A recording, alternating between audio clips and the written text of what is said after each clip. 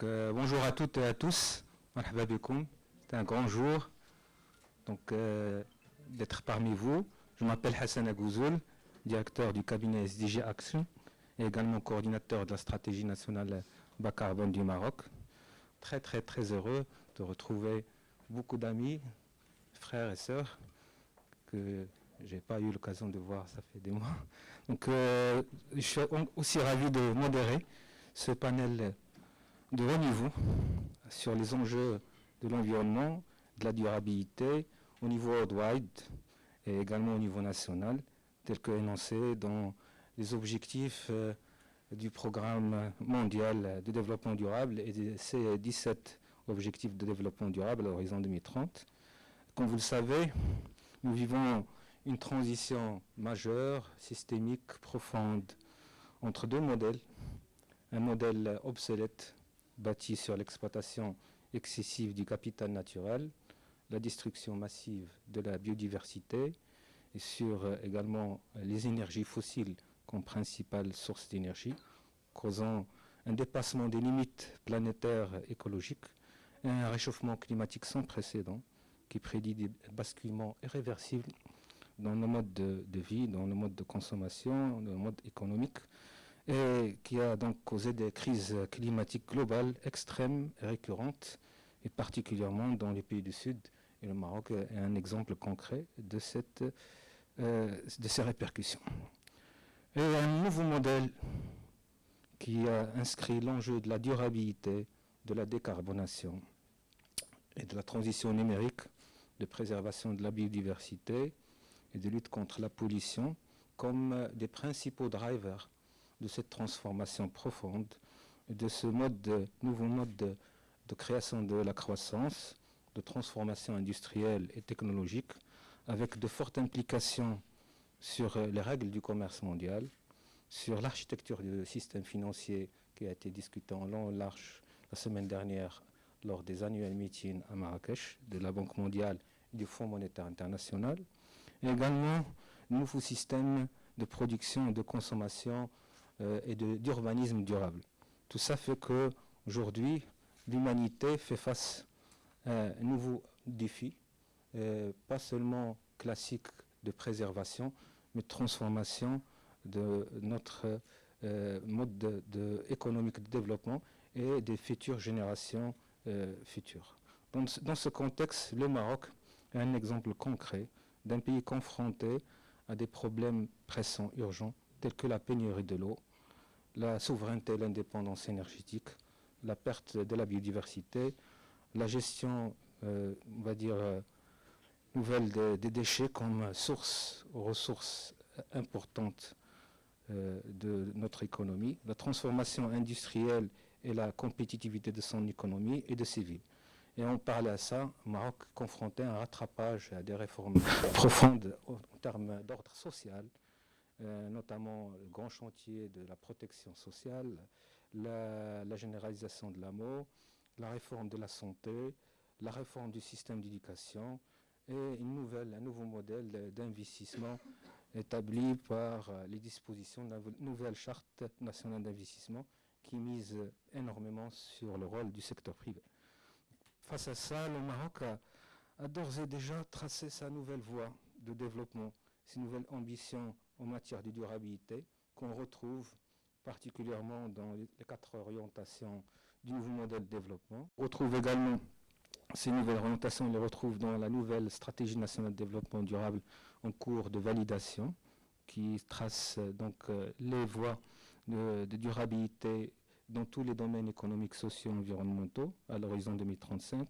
Il y a également la nouvelle stratégie nationale bas carbone 2050 qui trace les voies de décarbonation de tous les secteurs économiques du Maroc avec des objectifs chiffrés et des leviers techniques et financiers précis pour une décarbonation systémique de notre économie, de nos territoires.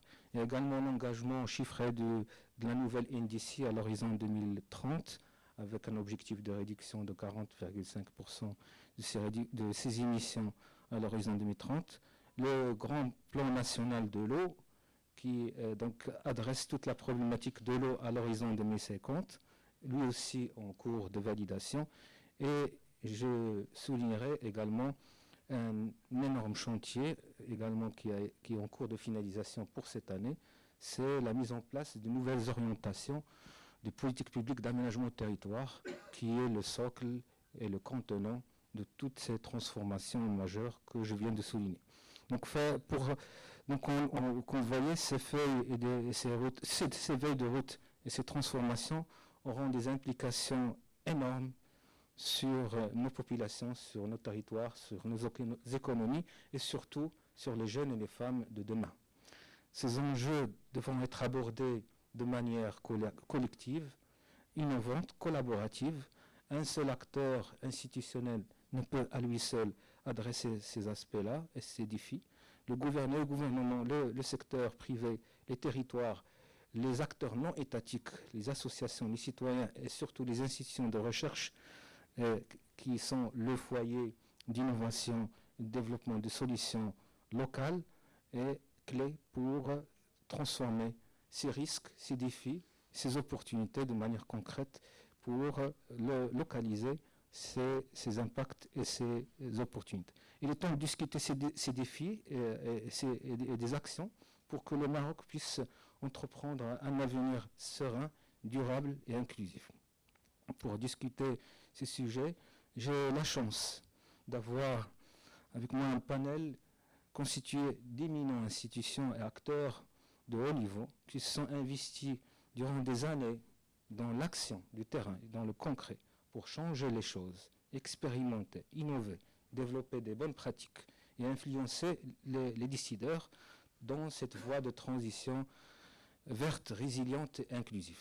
Et je nommerai Madame Nesma Jouandi, représentante de la Fondation Mohamed VI pour la protection de l'environnement, Madame Sarah Diouri, représentante de l'IRSN, le Grand Institut de recherche en énergie solaire et énergie renouvelable, Monsieur Abdelrahim Ksiri, représentant de l'Association des enseignants des vies de la Terre, et qui est président de cette association, et également membre du Conseil économique, social et environnemental, et Monsieur Zouhir Saïd, notre grand chercheur et également expert, représentant la coalition marocaine pour l'eau. Donc voilà, je suis très content donc d'avoir ce panel de très haut niveau. On va essayer d'aborder ces questions de manière concrète et également trouver les pistes d'action pour traduire tous ces risques et ces opportunités en projets tels que si Mehdi Bachlil aime les dire. Voilà. Je commencerai par un premier round pour tracer ou esquisser l'équation des problématiques majeures et enjeux associés pour le cas du Maroc. Un deuxième round orienté action concret et orienté également propositions pour accélérer le changement et la transition. Donc je commencerai par Madame Nesma Jouandi. Pour vous et pour la Fondation, quels sont les principaux enjeux environnementaux que le Maroc doit adresser sur la base de retours d'expérience des décennies de la Fondation et comment la Fondation aborde l'action de l'engagement des communautés locales dans des actions durables et en faveur du développement durable. Voilà. Merci beaucoup Hassan.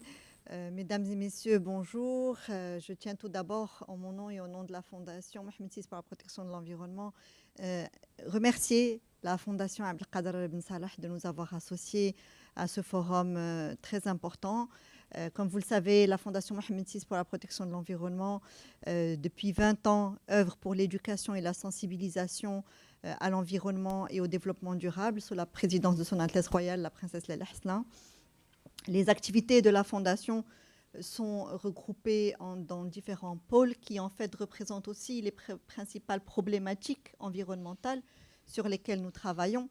Et je commencerai tout d'abord par l'éducation à l'environnement et au développement durable, parce que si on veut vraiment changer les comportements, il faut aussi éduquer, et éduquer notamment les jeunes générations qui sont en fait les leaders du Maroc de demain. Donc La Fondation œuvre en tant que National Operator de tous les programmes de la Fondation pour l'éducation à l'environnement, donc les programmes Éco-École. Comme vous savez, Éco-École, en fait, est un des, on va dire, des labels les plus connus au niveau de la Fondation, qui introduit les modules d'éducation à l'environnement au sein des curricula au niveau des écoles primaires. Aujourd'hui, il y a un réseau de plus de 3000 écoles partenaires du programme Éco-École. Il y a aussi le programme Jeunes Reporters pour l'environnement, qui est aussi un programme de la FI, qui s'adresse plus à des collégiens et lycéens. Mais c'est pour ça que c'est important, comme on le répète toujours à la Fondation, d'avoir une éducation tout au long de la vie. Donc on commence avec les écoliers, on continue avec les collégiens et les lycéens, et ensuite on arrive à l'université avec le programme de Guyenne, African Green Universities and Youth Education Network, qui est en fait un programme que nous développons avec le PNUE, le Programme des Nations Unies pour l'environnement, pour l'écologisation des campus et l'introduction de modules de protection de l'environnement et durabilité au niveau des curricula. Donc une fois qu'on a sensibilisé, éduqué tout au long de la vie les enfants, les petits et les grands, on passe aux autres problématiques qui sont adressées par la Fondation. D'abord, les problématiques liées à la mer et aux océans, et notamment à la pollution marine, qui est un enjeu très important. La Fondation a commencé il y a 20 ans avec le programme Plage Propre. Tout le monde se rappelle de Bondef. Aujourd'hui, Bondef a fait peau neuf. Mais les problématiques des déchets au niveau des plages sont toujours là, malheureusement. Nous avons lancé en 2019 l'opération Bharb la plastique. Donc, je ne sais pas si certains sont familiarisés. On est très présent sur les réseaux sociaux. Il y a un hashtag campagne Bharb la plastique qui s'adresse plus à un public, on va dire, plus jeune. Alors, je ne sais pas si malheureusement ou heureusement, mais on récolte chaque année des tonnes et des tonnes de déchets plastiques au niveau de nos plages. L'année dernière, sur les 70 plages, on a ramassé 700 tonnes, donc en moyenne 10 tonnes de plastique par plage sur les plages du littoral. Alors, la bonne nouvelle, c'est que ces déchets sont triés, ensuite récoltés et valorisés. Nous travaillons notamment avec la COVAD pour le tri et la valorisation de ces déchets plastiques. Nous estimons aussi les émissions de CO2 évitées dans le cadre de cette opération. Et cette opération, nous la faisons en partenariat avec les partenaires historiques du programme Plage Propre, qui sont des acteurs privés, partenaires de la Fondation, mais aussi en synergie avec les autres programmes de la Fondation, notamment Éco-École et Jeunes Reporters pour l'environnement, que j'ai mentionné tout à l'heure, puisque les communautés Éco-École participent avec nous pendant la saison estivale du 15 juin au 15 septembre à l'opération Bharb la plastique. Ça, c'était un exemple concret pour illustrer un peu, comme ce que tu disais, Hassan, les problématiques et une des problématiques majeures qui est la pollution et notamment la pollution plastique. Ensuite, dans le cadre du pôle air et climat, nous travaillons sur tout ce qui est qualité de l'air et en réduction de l'empreinte carbone ou réduction des émissions carbone. Et là, concrètement, la Fondation est arrivée avec un outil de calcul et de mesure de l'empreinte carbone des organisations. Nous avons développé avec un ensemble de partenaires membres de la Convention cadre pour la décarbonation de l'économie marocaine. Je citerai le ministère de la Transition énergétique et du Développement durable, le ministère de l'Industrie et du Commerce, la CGEM, l'Institut marocain de normalisation et l'AME, l'Agence marocaine de l'efficacité énergétique, tout un programme de sensibilisation et d'accompagnement des acteurs pour la réduction des émissions carbone. Donc ça, c'est un programme, on va dire, plus axé secteur privé, mais aussi il y a eu pas mal d'initiatives envers la société civile, notamment le calculateur d'empreinte carbone lié au déplacement des populations. Donc voilà, en voulant traiter la problématique de la pollution de l'air et des émissions de gaz à effet de serre et l'impact que cela engendre sur le climat et sur la santé des citoyens, nous sommes arrivés avec un outil de mesure parce que bien sûr, on ne peut pas réduire ce qu'on ne sait pas mesurer. Donc, c'était important aussi pour nous de pouvoir mesurer d'abord, ensuite mettre en place des actions concrètes sur le terrain pour pouvoir réduire les émissions de CO2 et enfin compenser les émissions irréductibles à travers notamment des projets pilotes de compensation volontaire carbone. Donc, notamment dans tout ce qui est déchets. Donc là, on rejoint un peu aussi la synergie entre les programmes dans le cadre de l'opération Bharb la plastique, donc le recyclage des déchets plastiques. Aussi en termes de plantation, donc comme vous le savez, la Fondation gère le territoire de la Palmeraie de Marrakech. Donc historiquement, on a beaucoup planté dans la Palmeraie de Marrakech, qui pour nous est aussi un écosystème très intéressant parce que dans la Palmeraie, et là je fais le lien avec le programme de sauvegarde de la Palmeraie, il y a non seulement donc, les palmiers et tout ce que c'est, mais aussi des communautés qui vivent au sein de cette palmeraie. Et avec les hôteliers de la région, nous avons développé des coopératives intéressantes où, avec des pratiques d'agroécologie et d'agriculture durable au sein de la palmeraie qui ont permis aux hôteliers de la région de Marrakech de venir se fournir en fruits et légumes localement produites selon des principes d'agriculture durable, justement pour boucler cette boucle. Les enfants qui vivent dans le territoire de la Palmeraie bénéficient du programme Éco-École, donc c'est vraiment cette approche écosystémique où on s'adresse au côté social en incluant en créant aussi des activités génératrices de revenus pour les populations, en les impliquant dans la démarche, en ayant une démarche éducative en faveur des écoliers. Et donc, après, donc, j'ai parlé des déchets, j'ai parlé de la plantation, il y a aussi tout ce qui est électrification solaire au niveau des écoles rurales. Donc, nous travaillons beaucoup avec le ministère de l'Éducation nationale dans le cadre de nos programmes d'éducation pour l'environnement, mais aussi pour l'équipement des écoles en milieu rural qui ne sont pas raccordées au réseau de l'énergie solaire. Et on a pu voir suite au séisme qui a frappé notre pays, l'importance de connecter ces écoles à des énergies, on va dire, off-grid et de sources disponibles, notamment solaires. Et puis, enfin, la mobilité électrique. L'année dernière, nous avons lancé une opération pilote avec l'Université Qadia Iyad de Marrakech, où nous avons équipé plus de 140 écoliers, enfin étudiants, de vélos électriques pour qu'ils puissent faire leurs déplacements domicile, université. Donc voilà un peu, donc je dirais, les différentes problématiques que nous traitons au niveau de la Fondation et qui sont cruciales pour notre pays. Tout ce qui est pollution marine, pollution de l'air, avec la problématique des déchets, notamment déchets plastiques, sur la pollution atmosphérique, donc les gaz à effet de serre, et l'impact sur la santé des citoyens. Dans ce cadre, nous avions mené une étude dans la région de Casablanca sur l'impact de la qualité de l'air sur la santé des citoyens, mais aussi sur le changement climatique. Vous savez que voilà, les émissions de gaz à effet de serre réchauffent la planète et dérèglent le climat. Et enfin, notre axe transversal pour nous qui est prioritaire et on va dire qui est le socle de tout le travail de la Fondation, c'est l'éducation, notamment envers les jeunes, les écoliers, les lycéens, et la sensibilisation que nous faisons envers l'ensemble des parties prenantes. La Fondation joue un rôle de facilitateur en mettant souvent autour de la table plusieurs parties prenantes qui, en temps normal, ne s'assoient pas ensemble, mais aussi jouent un rôle, on va dire, de facilitateur en connectant le secteur privé, la société civile, les territoires. Nous travaillons énormément avec la Direction générale des collectivités territoires parce que c'est au niveau des territoires que les projets concrets peuvent naître et voir le jour. Voilà, merci. Merci Nsma.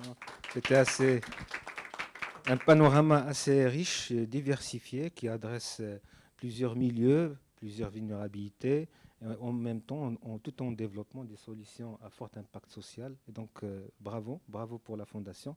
Je passe la parole maintenant à M. Ksiri pour également nous restituer les principales approches développées par l'ASVT Maroc pour aborder ces questions de conduite de changement et également de préparation de nouvelles générations de citoyens responsables à travers les différents projets de sensibilisation, de conscientisation environnementale que vous avez menés durant votre expérience. Voilà.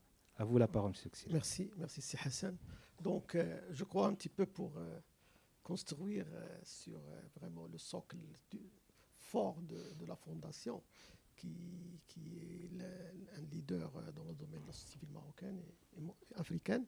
Je peux dire que peut-être que la première chose à faire toujours, c'est d'identifier, diagnostiquer les grands défis. Il ne faut pas se tromper. Parfois, on peut passer des dizaines d'années à travailler sur des sujets, mais le changement ne se fait pas. Et c'est pourquoi il faut d'abord bien identifier les grandes problématiques réelles, mais aussi en essayant de les résoudre, il faut les attaquer, non pas dans leurs conséquences et leurs causes, mais dans leurs causes à la racine. Et c'est très difficile de répondre.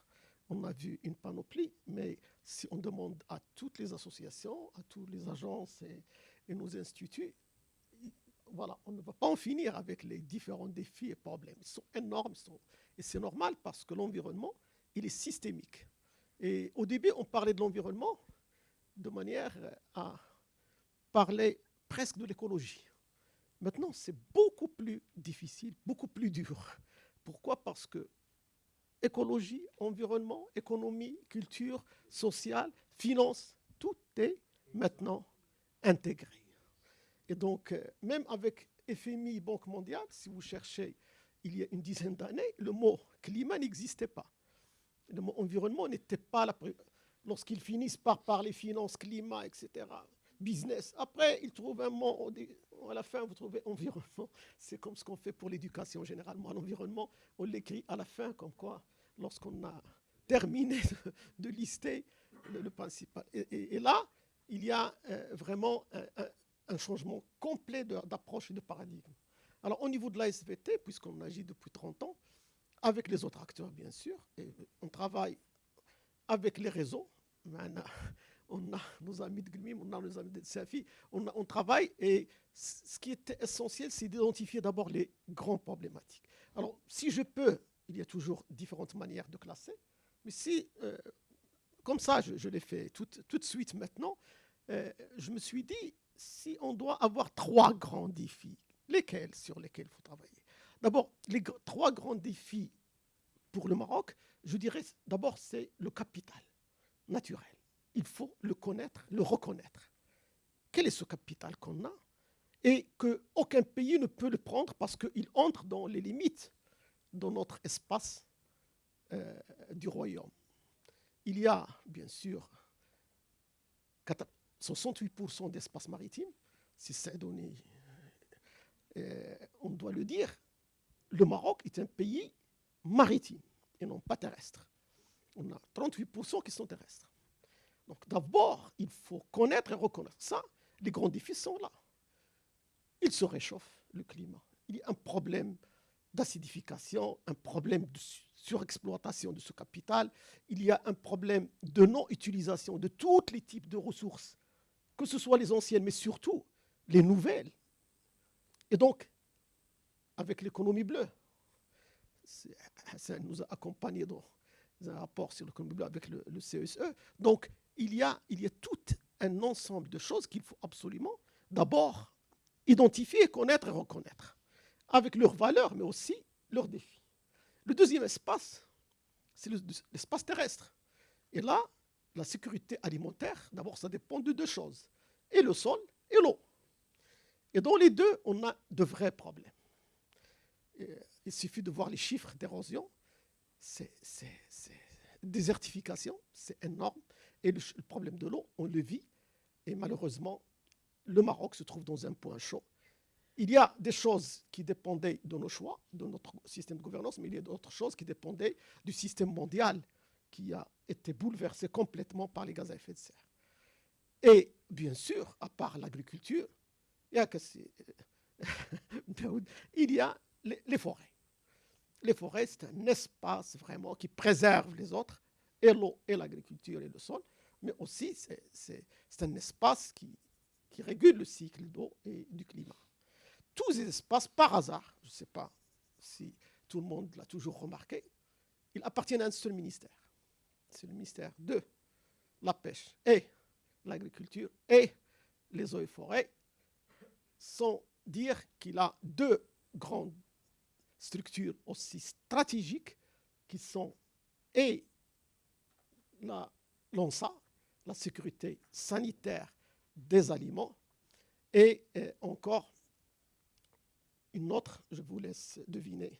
J'espère que dans la dernière phase, je vais en parler, parce que c'est stratégique. Si on ne connaît pas ça, c'est un vrai problème.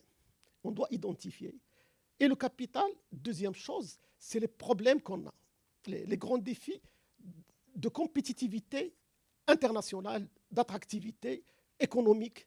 Et ça dépend du type d'industrie qu'on a choisi, le type de commerce, le type de partenariat international. Et là encore, il y a énormément à faire. Troisième volet, je parle d'industrie, bien sûr, avec la finance et tout, c'est un système.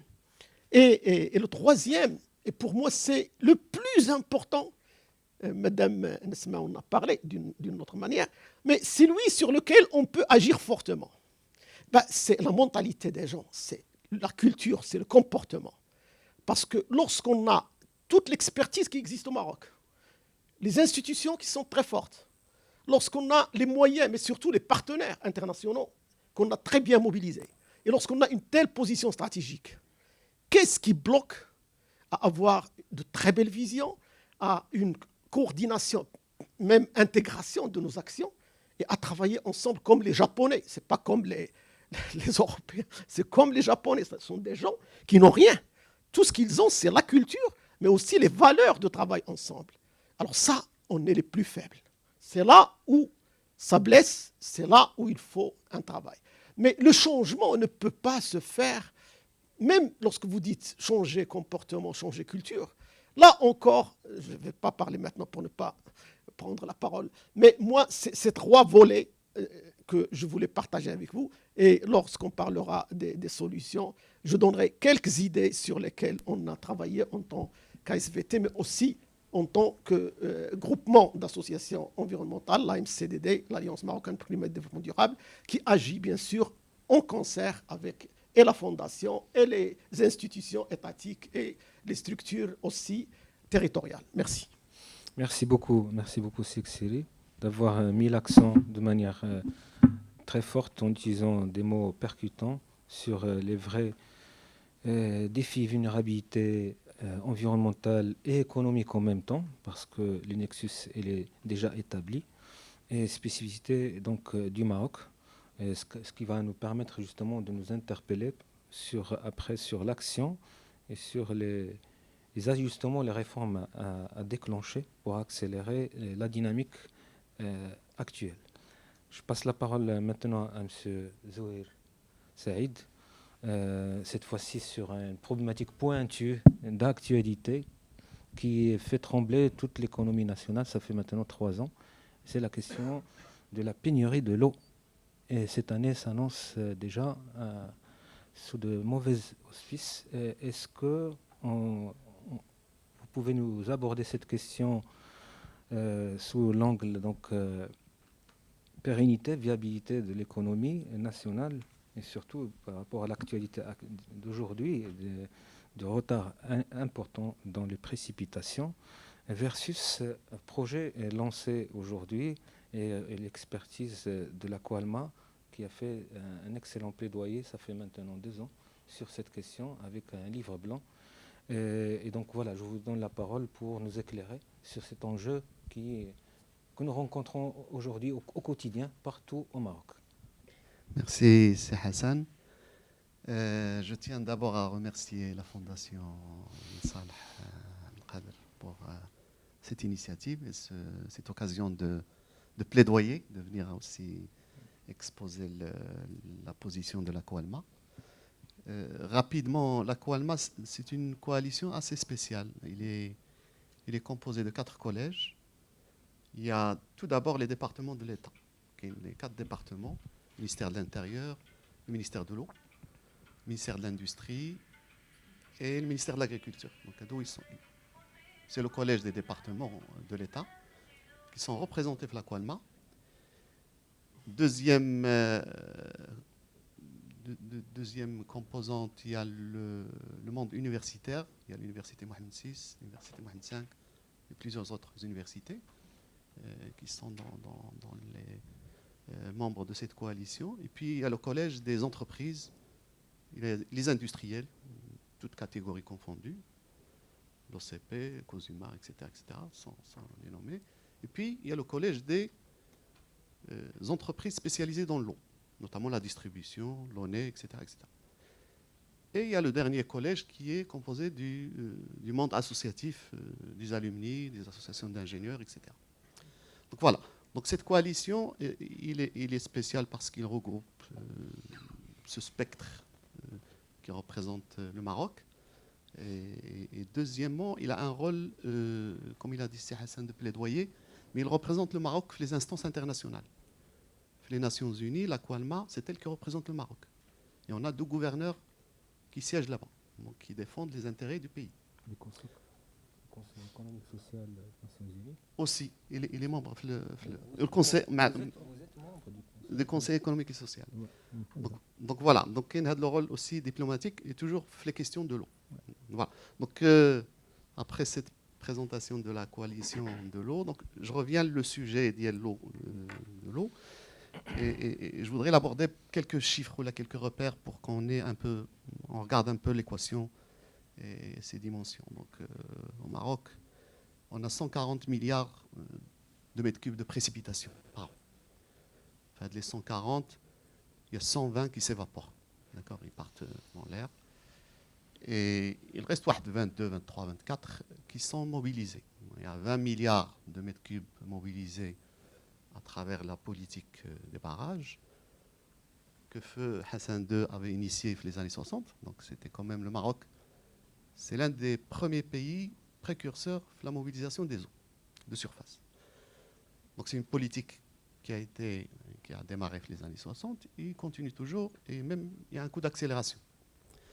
Donc cette expertise aussi, elle est intéressante parce que la construction des barrages, le Maroc a la capacité à 100% de réaliser ses propres barrages. Donc c'est ses propres entreprises, etc. etc. Donc on a un savoir-faire qu'on commence aussi à exporter dans d'autres pays africains. Sur les 20 milliards, il y a les 20 milliards de mètres cubes qui sont mobilisés pour les barrages et 4 milliards de mètres cubes qui vont dans les eaux souterraines. Donc, qui aussi, je les rappelle parce qu'ils posent un problème après. Lié à la raréfaction. Les 140 milliards de mètres cubes qui sont des précipitations, malheureusement, on a constaté sur de longues séries une diminution de ces précipitations. Et l'indicateur qu'on suit tout le temps, on surveille, c'est le nombre de mètres cubes mobilisés par an et par habitant. On est le seuil de 650 mètres cubes par habitant et par an, ce qu'on appelle un indicateur de vulnérabilité. On est fait le stress hydrique. 500, ça devient une situation critique. Voilà. La rareté, c'est la rareté. Donc, les 650 mètres cubes par habitant et par an, malheureusement, ils sont mal répartis. On a des territoires qui n'arrivent pas à ce taux, donc on est des taux très inférieurs, et des territoires, disons, ils sont supérieurs à cette moyenne. Et ça pose des problèmes après pour traiter l'indicateur. Donc, la raréfaction est le problème numéro 1 de l'eau au Maghreb. Donc, la réponse des politiques publiques depuis les années 60, c'est la mobilisation. Donc, on a la mobilisation par la construction de barrages. Ça a été accentué le dernier plan national de l'eau que Sa Majesté a validé, le plan d'urgence 2020-2027. Et il a donné 150 milliards de dirhams d'investissement la mobilisation des eaux, notamment par les barrages, mais il y a un tournant. La mobilisation à travers les barrages n'est pas suffisante, et donc on a lancer d'autres chantiers de mobilisation de l'eau, de production de l'eau, la désalinisation, les eaux de mer, et puis la réutilisation des eaux usées. Donc le premier sujet dit la raréfaction. Donc je donne aussi des réponses, mais c'est un problème majeur dans le Maghreb, comment assurer le niveau, disons, moyen de mètres cubes par habitant et par an. Le pourquoi. Alors le pourquoi, parce qu'il y a des enjeux économiques. Sur les 20 milliards de mètres cubes mobilisés par an, 80% vont de l'agriculture. Et l'agriculture, c'est un secteur économique. C'est vrai que c'est 12% du PIB, en termes d'emploi et d'impact sur les populations rurales et l'équité territoriale, il est très important. Donc, on a 40% de la population qui vit dans le monde rural et qui dépend de l'agriculture. Donc, on a 40% de la population qui dépend de la ressource. Donc, le fait de la diminution des précipitations impacte systématiquement, en premier lieu, ces populations-là. Donc ça, c'est le premier enjeu. Il est économique. Deuxième enjeu, bien sûr, il est lié, vous avez parlé de l'industrie. On ne peut pas avoir une industrie si on n'a pas la mobilisation de l'eau pour un certain nombre d'industries. Il n'y a pas de développement d'industrie s'il n'y a pas de l'eau disponible et de la qualité nécessaire pour ces industries-là. Et la plus grande industrie au Maroc, à part le manufacturière, la plus grande industrie, c'est l'industrie du tourisme. On est un pays touristique, on est à 12 millions de touristes par an et on souhaite atteindre les 20 millions. Il y a des enjeux de mondial, etc., etc. Et le tourisme consomme beaucoup d'eau. Et quand il vient consommer, il y a une répartition inéquitable. C'est-à-dire les touristes, ils se concentrent sur des zones, notamment le littoral.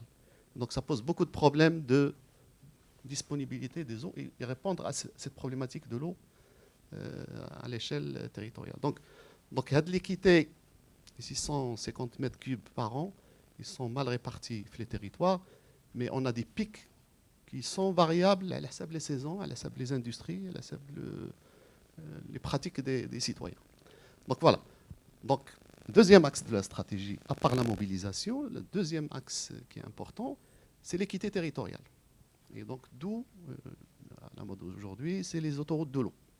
Donc, il faut un rééquilibrage de cette ressource eau entre les territoires. Et donc, ça aussi, c'était un axe stratégique et beaucoup de projets, dont certains projets d'urgence, ont été lancés les 2 dernières années, notamment l'autoroute Mabin Sbou et Bourgrak, et qui alimente Casa en premier, avec une mobilisation de 6 milliards de dirhams rapidement. Hein. C'est un projet qui s'est fait record. Hein. Voilà. Donc, moins d'une année, il a été opérationnel. Donc voilà. Donc, les enjeux de mobilisation, vous voyez un peu l'angle sur lequel travaille la coalition de l'eau et le creuset des débats sur ces sujets-là. Et autre enjeu, c'est la réutilisation des eaux usées. Ça aussi, c'est un axe qui a été lancé sur le plan national de l'eau et il y a une accélération d'investissement dans des stations de réutilisation des eaux usées. On a tardé parce qu'il y avait d'abord il y a l'aspect psychologique, donc il y a beaucoup d'acteurs qui ne sont pas prêts à utiliser l'irrigation, mais c'est un processus mondial, donc beaucoup de pays sont bien avancés sur le sujet. Et le Maroc a rattrapé avec le lancement de beaucoup de projets. Donc on a commencé, vous voyez Rabat par exemple, un grand projet de réutilisation des eaux usées, l'irrigation des espaces verts. Donc Casa va suivre, Marrakech il était précurseur, à Agadir, tout ce qui est golf, etc. Tout ça c'est de la réutilisation des eaux usées. Donc voilà, vous voyez un peu les enjeux de l'eau. Donc il n'y a pas que la sécheresse, en fait il y a la sécheresse, c'est un peu la température.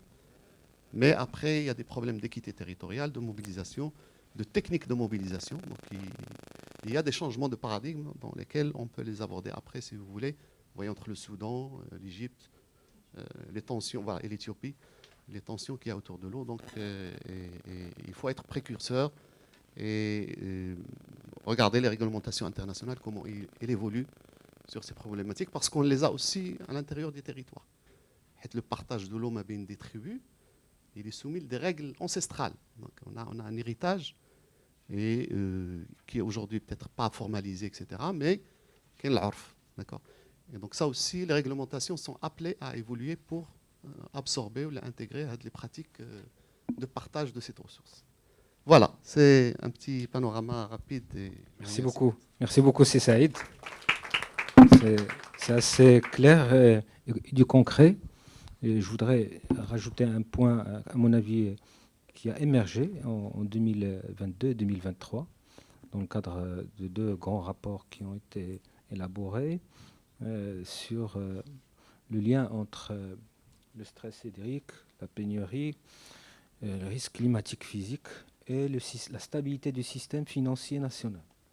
Aujourd'hui, pour la première fois, on peut dire que les acteurs du secteur bancaire et financier national, aujourd'hui, ils ont très très bien compris, analysé de manière scientifique et de modélisation de l'impact des risques actuels liés à l'eau, risques futurs, selon des scénarios de modélisation assez intéressants. Et donc, aujourd'hui, il y a un début de prise de conscience et de calcul et d'analyse du risque hydrique dans l'acceptation du processus d'octroi des crédits aux investisseurs, qu'ils soient nationaux ou internationaux.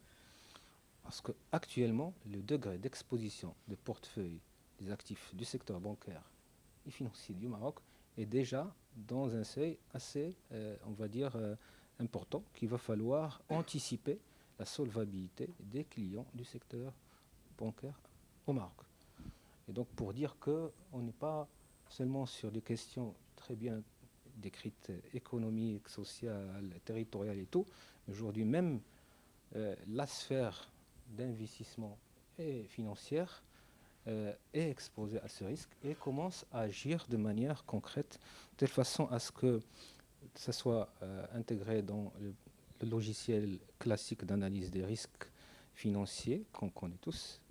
2, c'est l'analyse également dans le reporting annuel, périodique, exigé de la part des clients du secteur financier bancaire en termes de communication extra-financière, en plus des risques classiques qu'on connaît.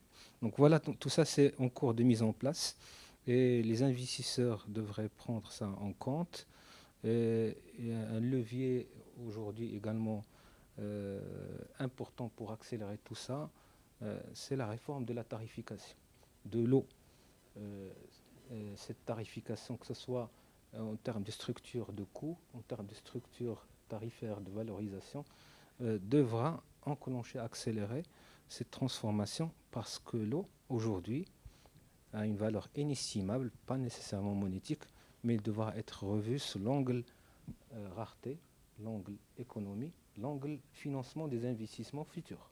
Et notamment ces grandes centrales de dessalement qui vont coûter énormément d'argent, qui sont trop capitalistiques et dont le modèle financier devrait être viabilisé, pérennisé pour ne pas avoir du gâchis après. On a fait un excellent focus sur la question, l'enjeu de l'eau. On va faire maintenant avec Madame Salah un grand focus sur l'enjeu énergétique et le lien entre cette dynamique de développement des énergies renouvelables dont le Maroc est un des premiers dans le top 5 de pays qui ont des potentiels extrêmement riches, très compétitifs. Et le lien entre cette dynamique-là, la décarbonation de l'économie nationale, et également ses répercussions environnementaux et sociaux au niveau local. Et donc je vous donne la parole, Madame Salah, pour nous éclairer sur ce qui se fait et sur ces enjeux-là au niveau national et également dans les 10 prochaines années. Voilà, à vous la parole, Madame Salah.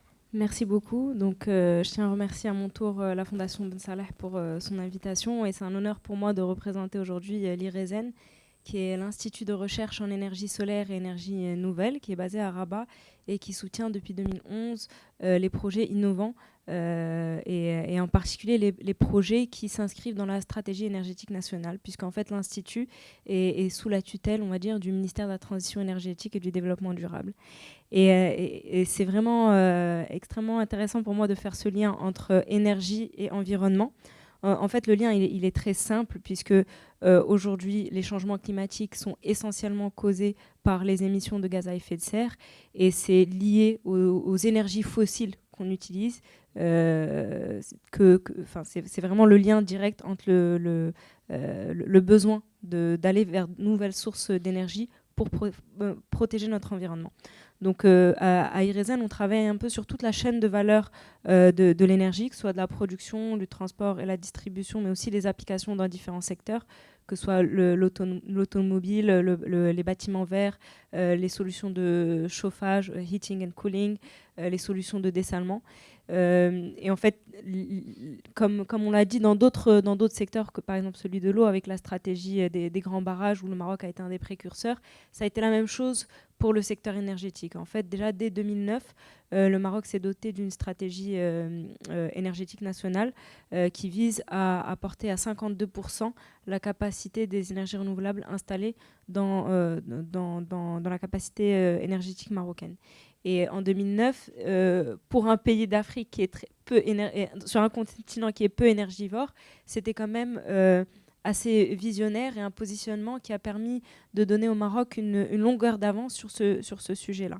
Ce n'est que par exemple en 2015, avec les accords de Paris, la COP21, où il y a eu cette nouvelle exigence, on va dire ce grand chiffre qu'on vise, de limiter à 1,5% le changement, l'augmentation des températures par rapport à l'ère pré-industrielle. Et nous, au Maroc, on était déjà inscrits dans cette tendance-là. Donc peut-être contrairement aux autres challenges qui ont été soulignés, qui sont le challenge de l'eau, des ressources, mais aussi de la sensibilisation, le secteur énergétique au Maroc, en lien avec l'environnement, c'est plutôt une opportunité. C'est une opportunité pour se positionner comme un fournisseur d'énergie propre pour les pays européens. Donc, d'un point de vue géographique, c'est ce qu'il y a de plus proche. Et je veux bien un peu remettre aussi dans le contexte international. Aujourd'hui, on a le contexte de la crise en Ukraine, qui fait aussi que les pays européens cherchent à diversifier leurs sources d'énergie. Et le Maroc se positionne vraiment comme un pays, de par son avance, on va dire, comme stratégique, mais aussi de par ses ressources, son ensoleillement, son accès à des milliers de kilomètres de côtes, se positionne aujourd'hui comme une alternative potentielle pour fournir de l'énergie à l'Europe. Et ça, pour nous, au Maroc, le sujet énergétique est plutôt une opportunité qu'un problème environnemental. Certes, comme tous les autres pays, notre consommation énergétique aujourd'hui, elle est source de changement climatique, mais comparé à des pays industrialisés, nos problématiques environnementales aujourd'hui, elles sont beaucoup plus liées à la question de l'eau. Et souvent, d'ailleurs, c'est un mot qui est remis en question, c'est le mot de transition énergétique. Bon, on va dire au Maroc, on a déjà une petite industrie, elle n'est pas énorme comme celle des pays industrialisés, mais c'est un mot qui est extrêmement remis en question par les pays d'Afrique, dont on fait partie. Quand on parle de transition énergétique, c'est beaucoup plus une terminologie qui a été créée en Europe ou dans les pays plus industrialisés, alors que pour nous, on a encore une industrie à construire, et on a cette chance de pouvoir la construire directement avec des énergies propres. Donc là, c'est le moment idéal pour parler de l'hydrogène vert, puisque aujourd'hui, le Maroc et très récemment, Irezen a organisé un sommet, le World Power to X Summit, donc dédié à l'hydrogène vert.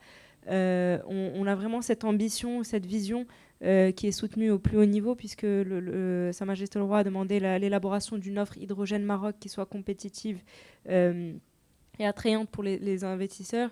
L'idée, c'est de se positionner sur cette technologie où, pour le coup, on est à peu près au même niveau d'avancement que d'autres pays, contrairement par exemple aux panneaux solaires, où par exemple la Chine a atteint des coûts de production qui sont aujourd'hui imbattables. Pour l'hydrogène vert, on est vraiment dans le top 3 ou top 5, mais vraiment en haut du panier pour les pays qui se positionnent pour produire de l'hydrogène vert pour le reste du monde. Donc c'est vraiment une belle opportunité pour nous. C'est un sujet sur lequel IRESEN travaille à travers le sommet Power2X, mais aussi à travers notre activité plus traditionnelle qui est celle de soutenir des projets de R&D et d'innovation sur les différents sujets.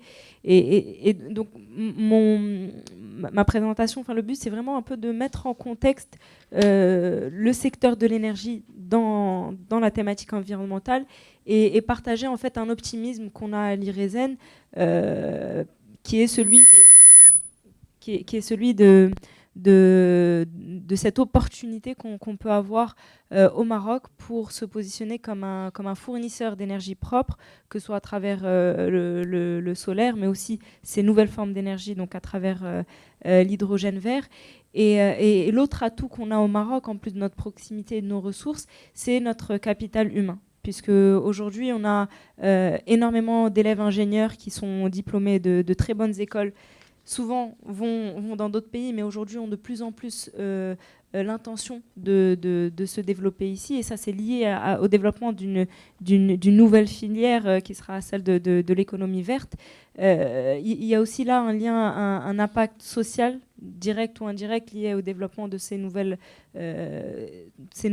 technologies, de ce nouveau positionnement du Maroc comme un pays qui va se distinguer et vraiment être leader sur cette thématique. Et toujours pour faire le lien avec l'actualité très très récente des rencontres annuelles de la Banque mondiale et du FMI, un des messages les plus importants qui a été partagé, c'est cette nouvelle vision de la Banque mondiale. Et en fait, qu'est-ce qu'ils ont ajouté ? C'est très simple, c'est le même objectif. L'objectif était de vaincre la pauvreté dans le monde, donc end poverty, et là ils ont ajouté end poverty on a livable planet. Donc c'est vraiment ça l'ajout, l'environnement n'est plus... Non, c'est dans la mission principale.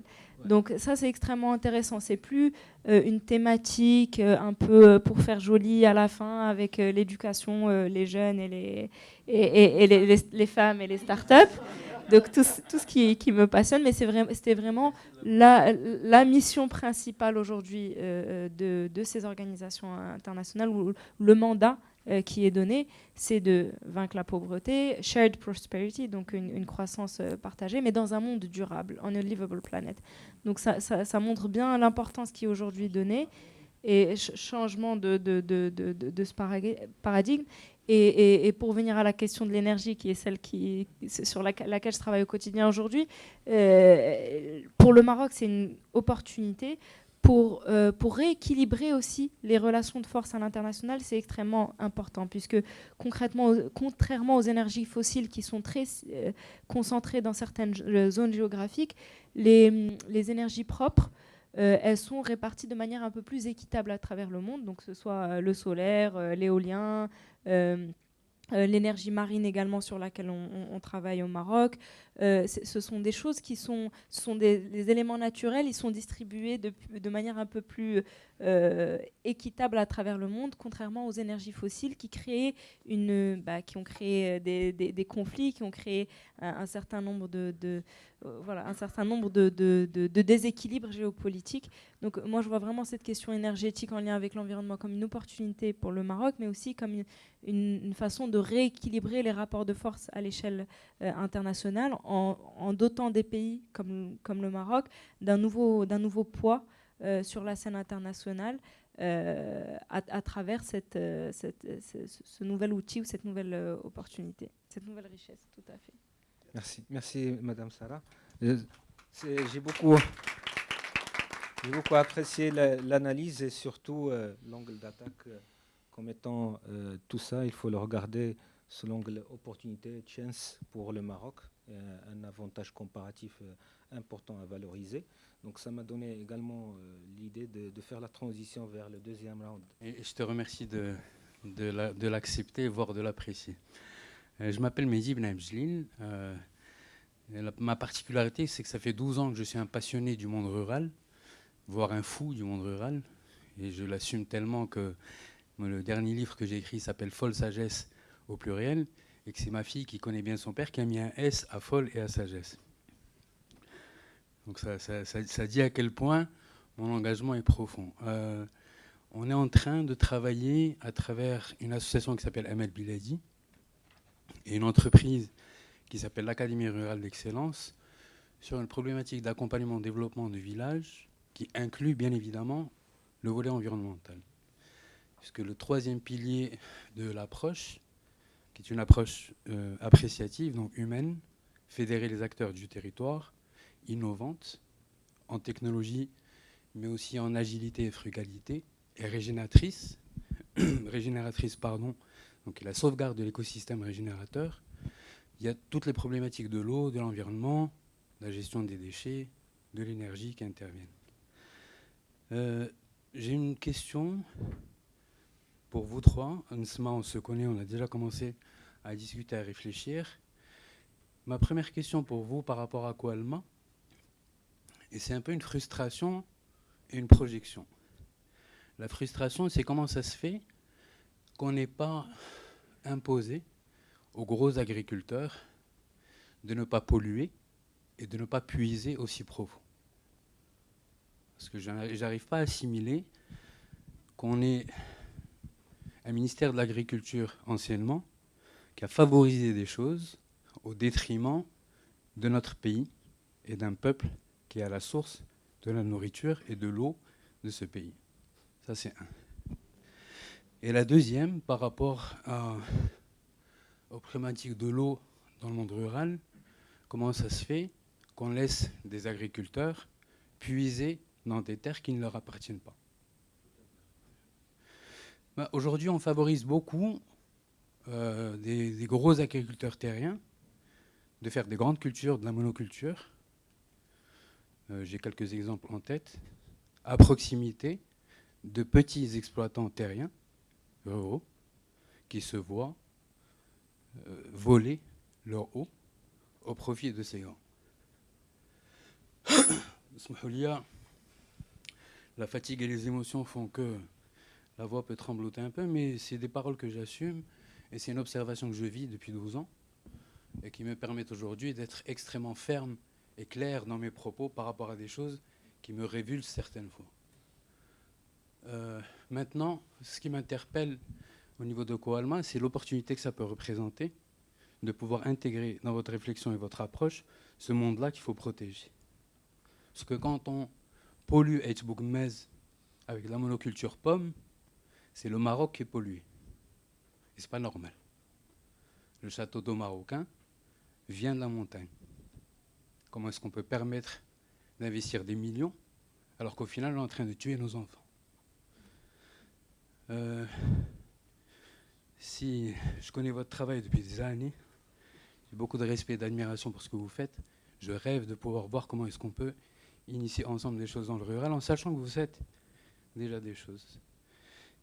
Et le Lassarin, j'aimerais voir aussi à travers ce que vous avez fait, par exemple il y a 4 ans au niveau de Mingrir, un travail exceptionnel où vous avez fait intervenir plusieurs écoles du monde entier et des universités marocaines pour l'éco-construction. Comment est-ce qu'on peut capitaliser sur ces types de choses pour faire ça dans le monde rural? Voilà, merci. Merci pour la question. Je prends cette perche en tant que Koalma, donc on serait très heureux d'étudier cette question. Sincèrement, Koalma, c'est une jeune coalition. Il a été voilà, Madame Tazi, donc voilà, donc il a été créé il y a 4 ans. Voilà. Mais je conçois parfaitement la problématique. Donc les 4 milliards de mètres cubes qui sont souterraines, aujourd'hui, il n'y a aucune règle de répartition. Et vous savez, c'est un seul trésor d'El Maghreb. Voilà. Et donc, il y a un travail qui a été initié par toutes les agences de bassin pour tout ce qui est recensement des puits. Donc, ça, c'est un premier travail de régularisation, parce que c'est informel. Aujourd'hui, les gens qui exploitent de l'eau, c'est vrai, ils l'exploitent ancestralement, on a des puits, etc. Mais ils ont fait cette pédagogie. Déjà, on regarde ce qu'il y a comme puits, qui utilise quoi, déjà comme premier travail. Avant d'aller dans des approches, parce que le plan national de l'eau, il y a une action qui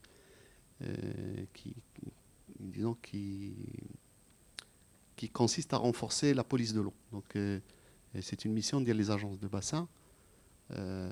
Et donc, je pense c'est le timing. Hein. C'est aujourd'hui, peut-être que il y a dû laisser, voilà, les gens le font en fonction des opportunités, de leurs habitudes. Mais l'étape viendra, certainement, parce qu'il y aura des réglementations plus sévères, l'utilisation des eaux sans autorisation, et puis aussi plus sévère, le gaspillage. Parce que vous voyez donc l'utilisation abusive de la nappe, il faut voir le gaspillage qui se fait pour la distribution. Les chiffres sont affolants. Parfois, c'est la moitié de l'eau qui est distribuée dans une ville qui est perdue. Donc, et il y a une instance internationale qui s'appelle Waterloss, et la Qualma, il est en contact avec l'ONE, représente le Maroc, et il y a tout un travail à faire sur ce sujet.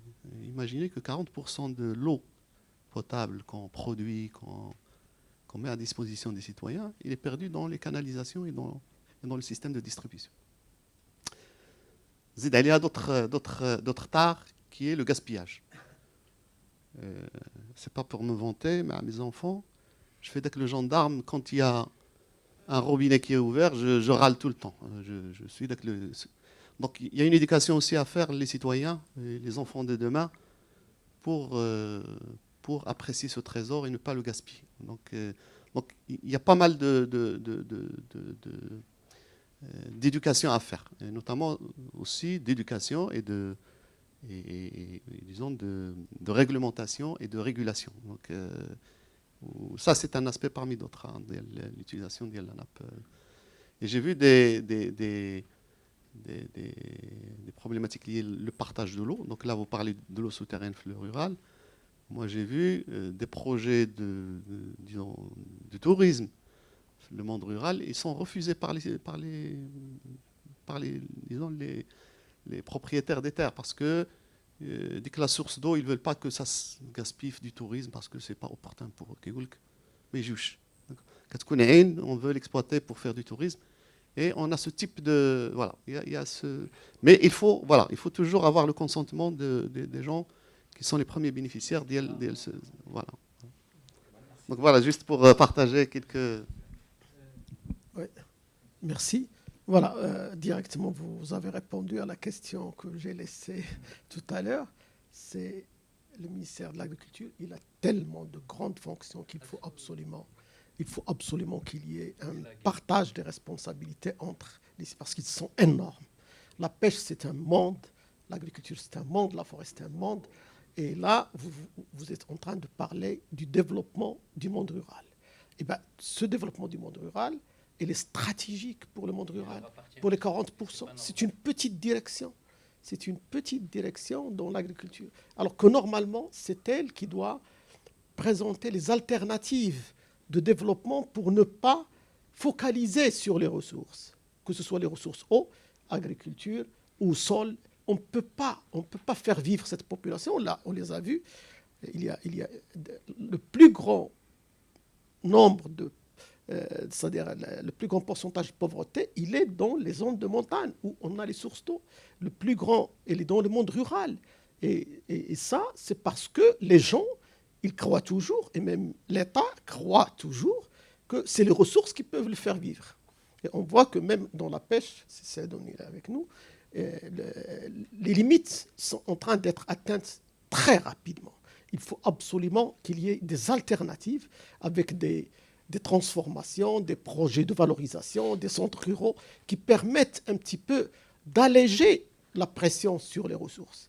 Et ça, c'est stratégique. C'est pourquoi il faut absolument revoir d'abord l'architecture, mais aussi le modèle de développement. Et c'est pourquoi nous, en tant que société civile, en tant qu'ASVT, mais aussi avec l'AMCDD, où on a énormément d'amis dans plus de 1200 associations, on travaille sur le dialogue et sur le plaidoyer. Et là, on n'arrête pas de dire qu'il faut absolument revoir ce modèle de développement. Il y a une agence à créer dans les zones de montagne. Il y a une loi à faire sortir. Parce que le mode de développement ne peut pas se faire en montagne et en zone rurale comme il se fait en ville. Ça ne peut pas marcher. Ça ne peut pas continuer à marcher. On voit ce qui s'est passé à El Haouz. Et l'agriculture aussi, il faut voir. Vous avez vu que le ministère de l'Équipement, qui fait les routes, n'était pas présent. Et il faut absolument que ce ministère soit impliqué fortement. Et non pas le ministère de l'Agriculture. Il faut absolument voir que le modèle doit changer, l'architecture doit changer. Et là, c'est pourquoi la démocratie est très importante. Chacun, il est en train de faire quelque chose. Et chacun, il croit qu'il fait beaucoup. Mais ensemble, on croit qu'on ne fait pas assez. Il faut chacun respecte ce que fait l'autre, complète ce que fait l'autre.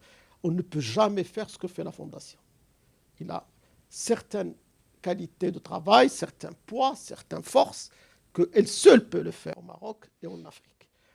La Fondation ne peut pas faire ce que fait l'Aqualma, ou ce que fait les associations environnementales, ou ce que fait l'IRISEN. Chacun, il fait. Mais il faut croire que c'est en combinant, en articulant ce qu'on fait, en reconnaissant ce qu'on fait, qu'on peut vraiment donner l'ampleur à ce qu'on est en train de faire.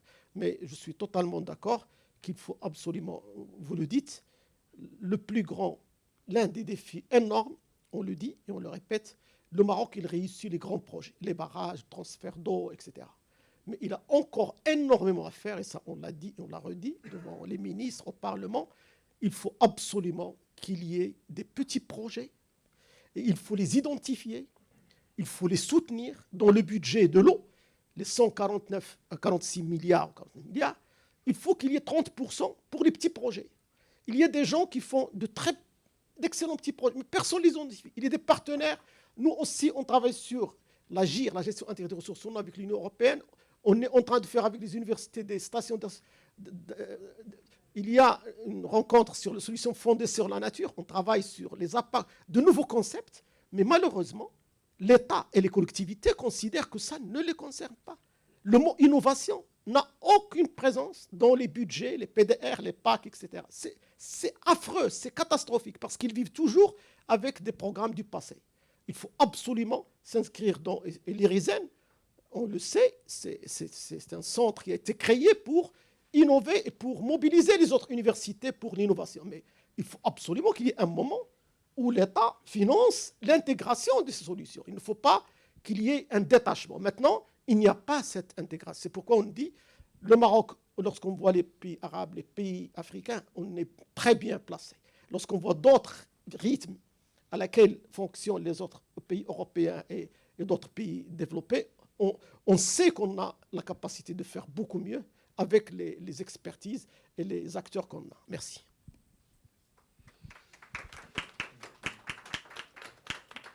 Alors, pour répondre à la troisième question très rapidement, comme ça on peut passer au deuxième round, vous avez mentionné le Solar Decathlon Africa, qui est un événement en effet qui avait été organisé par l'IRSN en 2019 à Ben Grir et qui a permis de construire une vingtaine de maisonnettes, des maisonnettes très innovantes avec des solutions d'efficacité énergétique dans les bâtiments. Alors aujourd'hui, en termes d'application dans le monde rural, il y en aurait essentiellement deux. La première, c'est tout ce qui est les réseaux off-grid dont vous avez parlé précédemment. En fait, on utilise ces maisonnettes pour tester des solutions hors réseau qui pourraient être appliquées dans les zones rurales. Maintenant, au Maroc, on a quand même plus de 90% de taux d'électrification, ou même 99% de taux d'électrification, mais ce sont des solutions qui pourraient être appliquées dans d'autres pays d'Afrique. Donc ça, c'est une première application de ce projet. La deuxième, et c'est un sujet que je voulais souligner, c'est la compétitivité économique des solutions développées. En fait, une maisonnette prototype, ça reste un démonstrateur pour la passe à l'échelle, donc pour, on va dire, construire tout un village avec cette solution-là. Il faut pouvoir faire ce qu'on appelle le transfert, une valorisation, un transfert de la technologie vers le marché. Donc le coût d'un prototype, c'est bien pour une compétition, mais maintenant il faut améliorer l'innovation de façon à ce qu'elle soit abordable financièrement pour équiper tout un village. Alors certains projets le font déjà et on a la chance d'avoir dans la salle Younes dont la start-up fait exactement ça. C'est une solution de construction écologique et je pense qu'il en parlera mieux que moi, qui est déjà appliquée dans le monde rural. Mais maintenant, par exemple, et il y en a dans ce village que je vous invite à visiter à Ben Grir, des maisons faites avec une imprimante 3D. Il y a des maisons qui ont été imprimées. C'est génial. Alors, on peut rentrer dedans, on peut visiter, etc. Mais pour imprimer des maisons pour tout un village, économiquement, ça ne tient pas la route. C'est-à-dire que ça coûterait trop cher. Donc, on a la technologie, c'est compétitif d'un point de vue environnemental, mais d'un point de vue économique, ça ne tient pas la route. On ne sait pas travailler ensemble.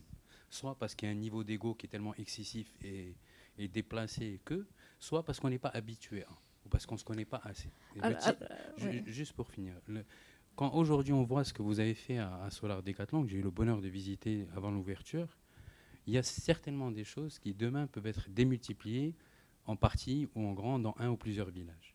Si ensemble on constitue un consortium en disant on veut démultiplier ce ou ces concepts, je suis sûr qu'ensemble on peut très facilement obtenir du financement, des moyens techniques, des moyens industriels pour pouvoir faire ce que fait Younes à son niveau et aider demain Younes à le faire à plus grande échelle. Parce que le but, si on a aujourd'hui quelqu'un comme Younes au niveau d'Ecodome qui arrive à son propre niveau à faire quelques dizaines d'unités, il est en mesure, avec la formation et l'expérience qu'il a, de faire demain des centaines et d'être un vrai promoteur de l'Ecodome au Maroc. Et ce n'est pas normal qu'on n'essaye pas de comprendre ce qu'il a fait et de voir comment est-ce qu'on peut l'aider à résoudre des problématiques qui vont aussi concerner d'autres écosystèmes. Ma question, elle est là. Vous avez eu un rôle aujourd'hui de pouvoir identifier et déclencher quelque chose d'exceptionnel. Il faut qu'on aille au-delà de ça. Et on a une problématique importante qui est celle d'un monde rural qui est en train de souffrir, pas juste à cause du séisme, parce qu'il y a 7000 villages qui ont été touchés par le séisme, mais c'est des dizaines de milliers qui sont en train d'observer ce qui se passe en se disant on va encore nous oublier. Et c'est ce qui est exactement en train de se produire maintenant, 1 mois et demi après. Sauf par quelques institutions et des partenaires qui sont en train de travailler. Moi je dis baraka. Alhamdoulilah, on a tellement de valeur ajoutée dans ce pays qu'on doit se connaître, travailler ensemble et déployer. Tout à fait. Je vous rejoins et c'est exactement ce sur quoi on travaille à l'IRESEN. D'ailleurs, sur ce sujet-là spécifiquement, on a fait un partenariat avec la Omran, donc qui sont dans le... C'est pas la meilleure référence, mais l'idée, c'était justement de permettre à des gens qui ont des solutions qui déploient à leur échelle, de les déployer à plus grande échelle. Et en fait, le gap, en tout cas, qu'on a identifié, c'est que, comme ça a été déjà très bien dit, on a au Maroc plusieurs personnes qui font plusieurs choses, mais le manque de synergie fait que les innovations, par exemple dans le monde universitaire, ne se traduisent pas forcément en solutions pour le ministère de l'Habitat qui va... Donc l'idée, c'est de créer un peu ce lien, et à IRESEN, du fait qu'on soit proche des ministères, proche du monde académique et de plus en plus proche du monde industriel, on veut faire vraiment ce pont sur les projets ou sur le secteur qui est le nôtre. Et donc c'était le premier projet là qu'on fait avec l'Omran. Mais je vous rejoins tout à fait. C'est une problématique qui est réelle, c'est qu'aujourd'hui on a plus de 80 innovations qui ont été financées et soutenues par IRESEN. La problématique, c'est comment les traduire, les appliquer sur le terrain. C'est bon. Moi, je vais passer deuxième round. Il nous reste 10 minutes. Mais c'est bon. C'était des questions... vraiment, moi, j'ai beaucoup apprécié. Et je voulais d'ailleurs, moi aussi, contribuer. Mais les contraintes sont très, très fortes. Et d'ailleurs, moi, j'ai identifié 3 mots-clés qui doivent être remis sur la table, avec Saïd également, Koualma. Question du contrôle, qui a montré c'était déficitaire en 2022-2023. Tout le monde a compris que le contrôle des nappes phréatiques était déficitaire. La question de la gouvernance territoriale, l'arbitrage, la question des débuts de régulation, c'était catastrophique aussi. Il y avait tout à revenir vers la référence qui est la loi, ce qui est déjà décrété, et vérifier que c'est appliqué. Là aussi, tout le monde a compris qu'il y a quelque chose qui devait être revu. Et 3, c'était la grande question implicite, pollution, toutes les nappes phréatiques, une grande partie, pour des raisons d'utilisation d'intrants, de produits chimiques, d'une agriculture intensive qui, derrière, l'impact il est irréversible et on perd toute la réserve, tout le trésor. La question de l'énergie, je voudrais y revenir durant le deuxième round. Et pour moi, vous avez déjà commencé à aborder la question qui est pour moi fondamentale. D'ailleurs, c'est comme ça que j'ai formulé ma question. La nouvelle transition écologique, énergétique, ce qu'on veut. En tout cas, nous, on est dans une transition profonde selon nos spécificités et nos atouts énergétiques et environnementaux. Va générer, est en train d'engendrer énormément d'investissements. Quand on voit les montants affichés entre finances publiques et finances privées pour implémenter tout ça, que ce soit dans le dessalement, que ce soit dans l'énergie, dans l'efficacité énergétique, dans l'industrie, ça nous interpelle. Combien on va capter de ces flux financiers en termes de valeur ajoutée, d'industrie, en termes d'emploi. Et donc, bien sûr, la question de technologie locale, de savoir-faire local, d'ingénieurs local, d'industrie locale, de volonté de politique industrielle nationale qui adresse tous ces besoins, se pose d'une manière accrue. Est-ce qu'on va passer et on va refaire le même schéma classique et ancien, c'est qu'on investit, budget général de l'État, prêts, dettes, autres instruments, obligations et autres, et on va continuer avec le même niveau de déficit de balance commerciale où on va justement concilier entre atouts et avantages comparatifs liés à ces ressources énergétiques, liés au savoir-faire local et en même temps monter en puissance du saut qualitatif en termes de compétitivité, export et réduction facture énergétique et réduction du déficit de balance commerciale et surtout jeunes, femmes, beaucoup d'emplois. Joe Biden, lorsqu'il a lancé son Inflation Reduction Act et sa stratégie énergétique et climat, il a dit pour moi c'est simple, climat c'est job et rien d'autre. Donc nous on a besoin de leaders et de paradigmes qui parlent la même chose. Et vous l'avez bien dit, nous avec le CO2 nous avons un lien très simple. On n'émet que peu de CO2. Par contre, nous avons d'autres enjeux, d'autres priorités, et beaucoup de retard en termes de chômage, d'inclusion des jeunes. Donc voilà, je te pose la question, Sarah, et pour vous, pour l'IRSN, pour l'État, puisque vous êtes un acteur clé dans l'input de la stratégie énergétique industrielle du Maroc, quelle offre le Maroc devra développer pour adresser ce sujet-là de manière technologique, politique et technique, avec les êtres humains et les compétences qu'il faut. Merci beaucoup pour cette question qui est très très large mais très pertinente. En fait, on a un précédent et vous l'avez mentionné à demi-mot, je vais le dire plus explicitement. On a eu déjà des grands projets en vue d'une transition énergétique. Je parle explicitement du projet Noor à Ouarzazate où il y a eu cette ambition de développer l'énergie solaire et ça a été un très beau message pour le monde et un très beau message pour le positionnement du Maroc sur ces sujets. Mais malheureusement, la valeur ajoutée économique, en effet, ne s'est pas répercutée sur l'économie marocaine puisque les équipements ont été importés pour la plupart, quel que soit le pays d'importation. Mais le fait est que l'économie marocaine n'a pas forcément été stimulée par ce grand projet. Et par ailleurs, même en termes d'emploi, une des contradictions ou même aberrations, si je puis dire, c'est qu'on n'avait pas suffisamment de personnes équipées, formées pour la maintenance en fait de ces équipements-là. Donc on se retrouve avec une centrale solaire qui est très belle, qui est géniale pour les visuels et le positionnement du Maroc, ce qui est déjà une très bonne chose, mais où qui a mis en fait en avant certaines failles dans notre approche stratégique. Et ça, les politiques publiques en sont tout à fait conscients. Donc vous l'avez souligné, mais c'est quelque chose qui est vraiment une erreur qu'on ne souhaite pas refaire. Et c'est pour ça qu'aujourd'hui, déjà, on est beaucoup mieux outillé. Je veux mentionner, c'est pas directement lié à l'énergie, mais ça recouvre toute notre économie, c'est la charte d'investissement. Et dans cette charte d'investissement, il y a le volet régional qui a été tout à fait souligné avec des bonus régionaux, des primes de région pour développer, sortir de l'axe Rabat-Casa et encourager les projets qui se développent dans les 11 autres régions ou 10 autres régions du Maroc. Et on a par exemple la région Guelmi-Mouadnoun qui se positionne de manière très stratégique sur le secteur de l'énergie, puisque les grands projets de solaire, de dessalement vont avoir, et les investissements, et d'hydrogène vert, bien sûr, puisque c'est lié, la région aussi de Oujda, donc d'Oriental, toutes ces régions. Aujourd'hui, je pense que le Maroc avance et on apprend de ses erreurs, enfin, c'est tout à fait normal. L'idée, c'est que cette transition énergétique, comme pour le Inflation Reduction Act, et sur celui-là, Madame la Ministre, elle est aussi extrêmement inspirée, alignée avec cette vision. L'idée, c'est de capitaliser sur les erreurs du passé et de faire bénéficier le monde socio-économique marocain de cette transition énergétique.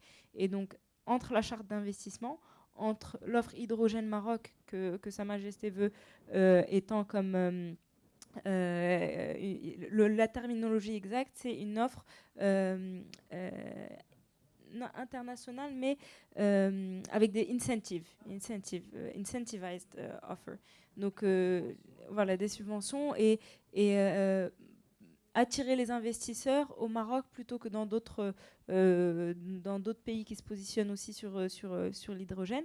Et donc là, l'idée, c'est que la transition énergétique, elle permettrait à la fois le développement économique, industriel et social du Maroc. Si je peux parler d'une filière en particulier, pour être très concrète, c'est l'acier vert.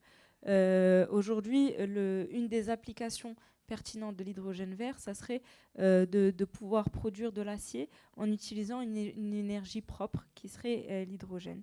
Et au Maroc, un peu à l'instar de ce qu'on a fait, encore une fois, moi je suis très optimiste, donc je vais partager encore des bons exemples qu'on n'avait pas peut-être au moment où on a développé la centrale Nord, c'est notre positionnement sur le secteur de l'automobile, plus récemment l'aéronautique.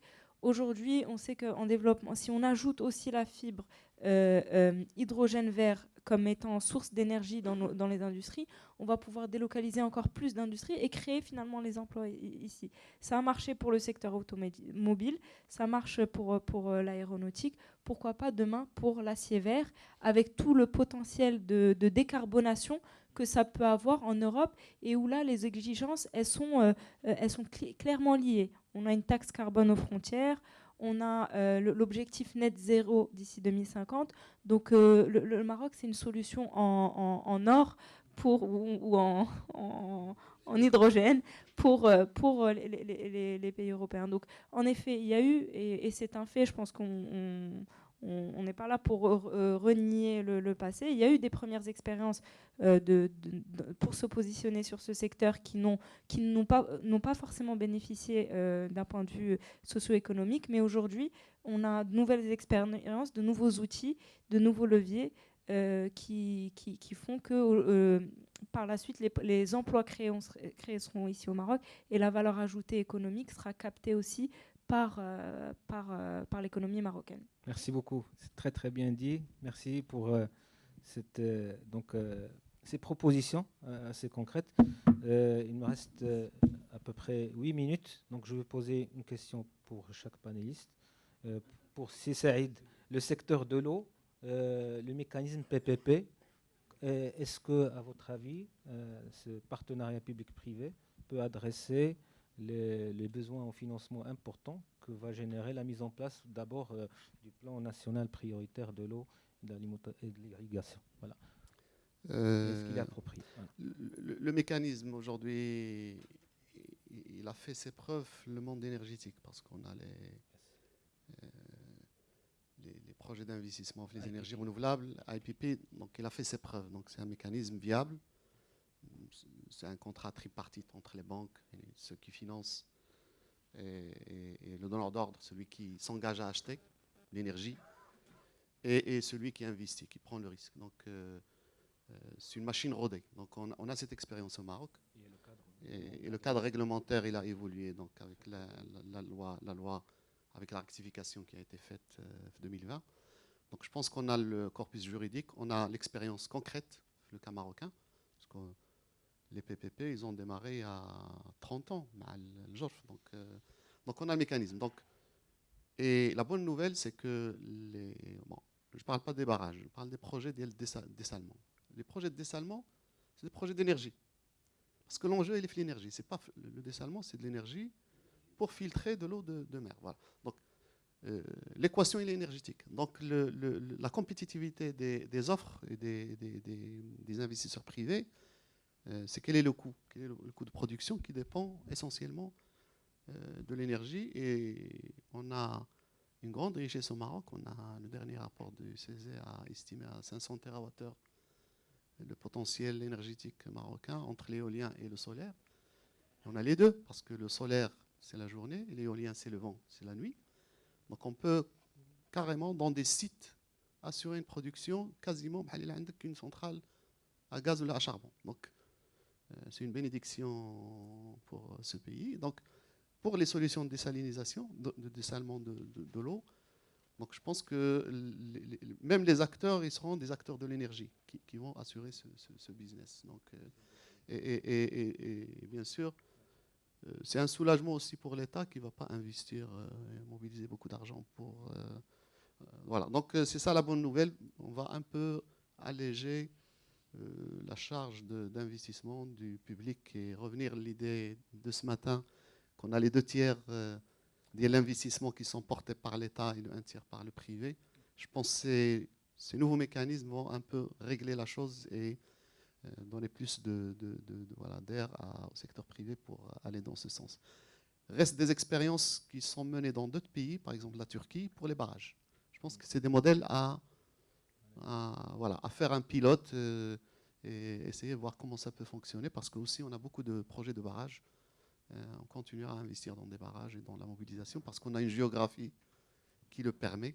Et sur le problème d'intégration, pour les barrages, c'est une industrie quasiment nationale. On a le béton, il est marocain, les agrégats sont locaux, la main-d'œuvre, le dessalement, c'est une autre affaire. Le dessalement, c'est de l'importation pure et dure de technologies de l'extérieur. Donc on a un enjeu d'intégration industrielle, et Madame il a bien cité la charte de l'investissement, c'est prévu. Surtout voilà, dans le consommable. L'énergie, alhamdoulilah, on a notre production. Les filtres et les membranes, je pense qu'il y a un enjeu d'avoir des industries locales et de ne pas dépendre des importations. Au les barrages, tout ce qui est mécanisme, malheureusement, qui est à peu près 30% de l'investissement, il est importé. Depuis les années 60, on est que les barrages, malheureusement, on n'a pas réussi à adresser le type voilà. Merci beaucoup, Voilà, Saïd. Parfait. Siksiri, quel rôle futur devra jouer les écoles, la famille, pour préparer les jeunes, les femmes, aux nouveaux emplois qui sont en train d'émerger, qui sont en train d'être identifiés, et mentalement, et les skills aussi, les capacités pour être prêt à cette nouvelle bataille, à ce nouveau challenge, pour ne pas, encore une fois, même importer les spécialistes de l'étranger. Et réussir cette transition inclusive et verte, je préfère cette transition verte, résiliente et inclusive, que énergétique, comme a dit Sarah tout à l'heure, parce que pour nous, l'énergie, la décarbonation, c'est plutôt un avantage comparatif inouï qui va nous positionner par rapport à l'international. Donc, est-ce que l'école marocaine d'aujourd'hui, déjà dans sa réforme, se projette de manière alignée avec ce nouveau paradigme, ou s'il y a encore un retard? Oui, je crois que la conduite de changement ne peut pas se faire uniquement par l'éducation. Parfois, ça donne l'effet inverse. Si vous sensibilisez sur quelque chose alors que le travail technique n'est pas là, le travail réglementaire qui doit appuyer et encore renforcer pour les autres qui ne respectent pas n'est pas là. Donc il faut convaincre, mais il faut contraindre en même temps. Et l'enfant et l'école ne sont qu'un élément de la société. Donc c'est au cœur et au sein de la société qu'on doit avoir d'abord une vision intégrée et non pas totalement isolée. L'école est un élément axial de la société, mais il ne doit pas être isolé. On a fait beaucoup de programmes, mais lorsqu'ils sont isolés, ça ne donne pas de résultats après une dizaine, quinzaine d'années. C'est pourquoi il faut travailler de manière systémique sur l'ensemble des composantes. Et là, je crois que le ministre de l'Éducation nationale, Sib Moussa, il l'a très bien compris. Ça, alors, la première chose qu'il a, c'était une demande, moi j'ai contribué un petit peu au système d'enseignement, une partie de la réforme, mais je peux le dire, la première chose, c'est d'ouvrir l'école. L'école, elle est fermée. Tous les acteurs qu'on voit ici, étatiques, non étatiques, etc., doivent entrer à l'école. Les jeunes doivent avoir cette communication directe sur ce qui se passe dans leur propre territoire. Ils doivent connaître les initiatives, ils doivent connaître les défis. Ça n'a aucun sens de continuer à digérer des centaines et des centaines d'informations, théorie pure, qui ne les laissent pas comprendre ce qui se passe. On a les petits projets qui sont stratégiques. Ils peuvent devenir très grands rapidement. La mobilité durable. On a des projets d'agroécologie. On a des projets au niveau de la pêche durable. Il y a énormément de projets et les enfants peuvent transformer les parents. Les 7,5 millions, ça peut aider. Donc c'est pourquoi, moi je crois que la société civile, les acteurs médiatiques, les acteurs scientifiques doivent entrer à l'école pour aider. C'est ce qu'il est en train de faire dans la vie scolaire pour faire des contrats d'ouverture des écoles sur les autres acteurs. Merci. Merci beaucoup, Sexili. Je passe à Madame Nisma. La Fondation, leader national, avant-gardiste toujours dans l'action. On voit un scope assez diversifié, assez riche. Quel rôle innovant, réinventé dans les prochaines décennies pour donner plus, pour amplifier l'action et la démonstration, l'expérimentation déjà faite durant ces dernières décennies et pour donner plus d'impact au travail des communautés, de l'espace civil au niveau territorial. Donc une projection comme ça dans le futur pour une fondation 2.0 par rapport à ces actions, à ces enjeux futurs. Merci. Merci Hassan. Donc, comme ce qui a été rappelé, en fait, la Fondation travaille toujours avec des projets pilotes et démonstratifs que nous avons menés dans les différents secteurs. Et à l'inauguration en 2019 du Centre international Hassan II de formation à l'environnement, qui est un laboratoire à ciel ouvert de tout ce que nous défendons au quotidien, qui est un bâtiment éco-construit avec des matériaux locaux, des murs en pisé, etc. C'est un bâtiment HQE. Il y a une ferme solaire qui fournit l'électricité au centre et au jardin exotique de Bouknadel qui sont nos voisins. Il y a une station d'épuration des eaux usées où nous récoltons les eaux de pluie et les eaux grises sanitaires qui sont traitées et puis utilisées pour l'arrosage de la ferme de permaculture dans laquelle nous organisons aussi des ateliers de permaculture. Il y a une station de compostage pour les déchets organiques qui sont utilisés au niveau du centre. Voilà, donc tout ça, pour nous, c'est aussi une illustration de tout ce que nous faisons avec les écoliers. On reçoit régulièrement des groupes scolaires pour venir voir, parce que comme ce que disait Mehdi, il faut arrêter avec la théorie, il faut mettre tout ça en pratique. Et le fait de ramener les enfants au centre, ma collègue peut en témoigner, on reçoit beaucoup de groupes scolaires, pas que les écoliers, même les adultes. On fait des journées de sensibilisation à l'environnement avec des responsables, je ne citerai pas le nom des boîtes pour rester politiquement correct, mais voilà, c'est important parce que, encore une fois, là où je rejoins tout ce qui a été dit aujourd'hui, il y a un grand effort sur l'éducation, mais sur le changement des mentalités, et ça passe par la sensibilisation et l'éducation et la démonstration par des petits projets concrets qu'on peut ensuite scale up. Parce que voilà, la Fondation ne peut pas se substituer à l'État. elle ne peut pas se substituer au secteur privé, mais on joue un rôle de fédérateur et d'accompagnateur, de catalyseur des différentes initiatives que nous accompagnons parce que nous avons cette force, cette capacité de pouvoir mobiliser différents partenaires autour de la table, justement pour passer du pilote démonstratif à quelque chose de plus grande échelle, au niveau des territoires, en impliquant l'ensemble des acteurs de la société, le secteur privé, le monde académique.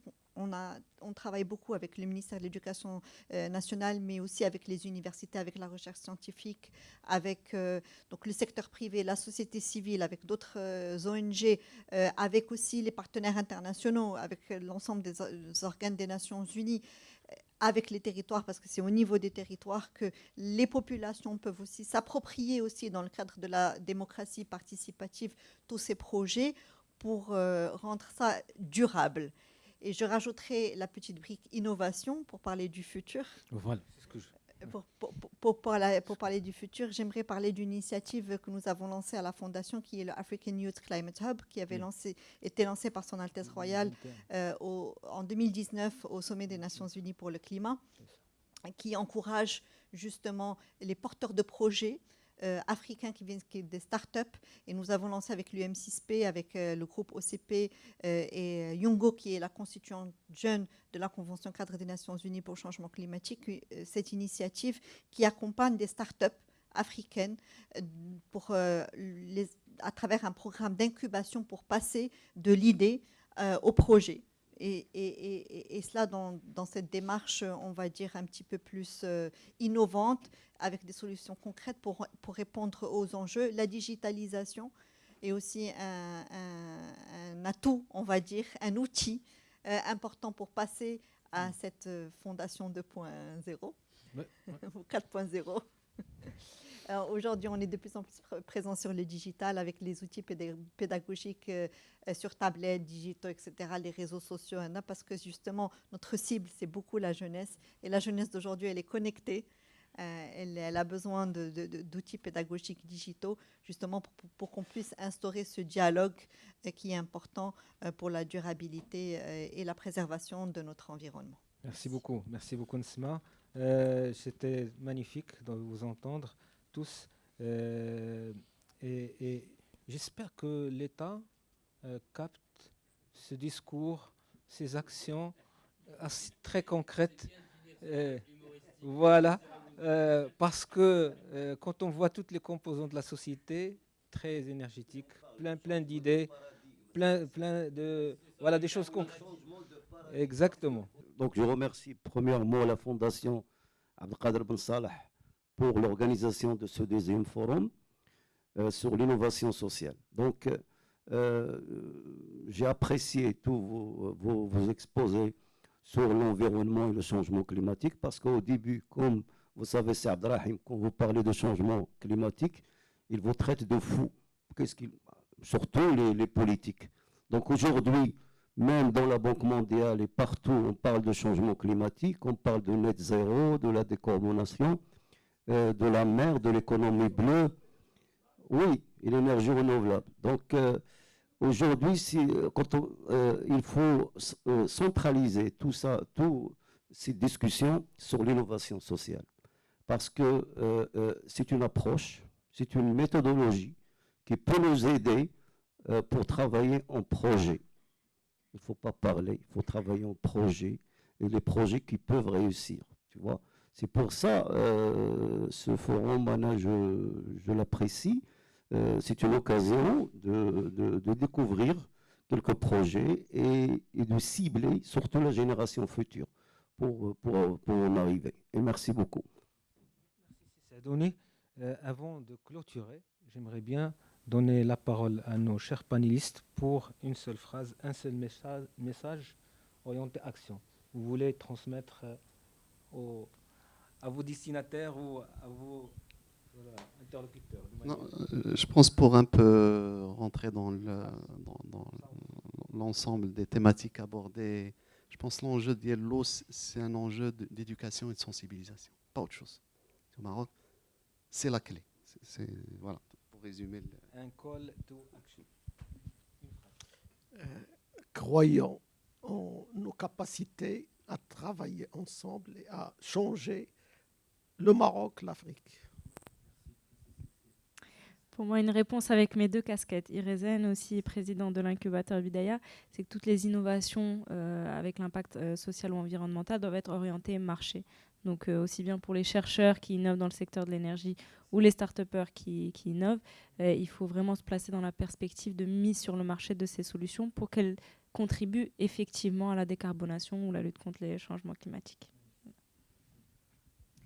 Je dirais tous pour l'environnement, qui est le slogan de la Fondation, mais qui représente aussi notre vision et le message que nous portons tous, qui est celui de Son Altesse Royale, que c'est avec l'action de tous qu'on pourra aboutir à notre objectif commun d'avoir une planète vivable pour les générations futures.